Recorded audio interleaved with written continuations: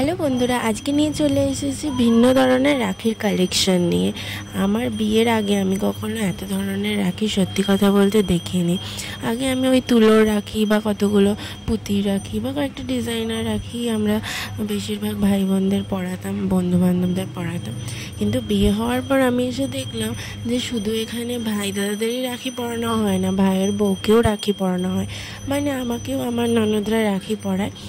সেই রাখি আর চুড়ির মাঝখানে এক ধরনের লুম্বা বলে একটা লটকন টাইপের জিনিস আছে, সেটাও ঝুলিয়ে দেয়, সেটা পরে থাকতে লাগে।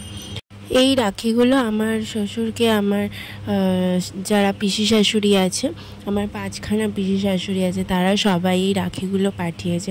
তো এতে আবার আমার শাশুড়িরও কিছু রাখি আছে, তারাও তাদের ভাইকে পাঠাবে। তো এই রাখিগুলো তাই আমি তোমাদের সাথে একটু শেয়ার করছি। দেখো কি সুন্দর সুন্দর রাখি এখানে।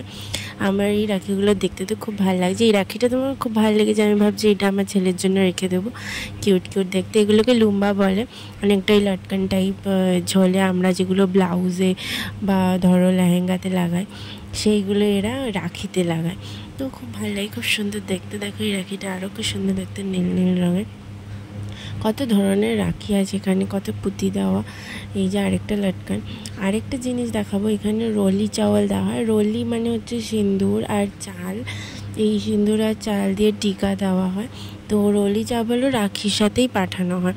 তো এইগুলো দেখবে একটা ছোটো ছোটো ব্যাগ দেখিয়েছি আমি প্রথমে, ওই ছোটো ছোটো ব্যাগের মধ্যে না একটু সিঁদুর আর একটু চাল এগুলো পাঠানো হয়, যাতে টিকা দিয়ে তারা রাখিগুলো পরিয়ে দেয়।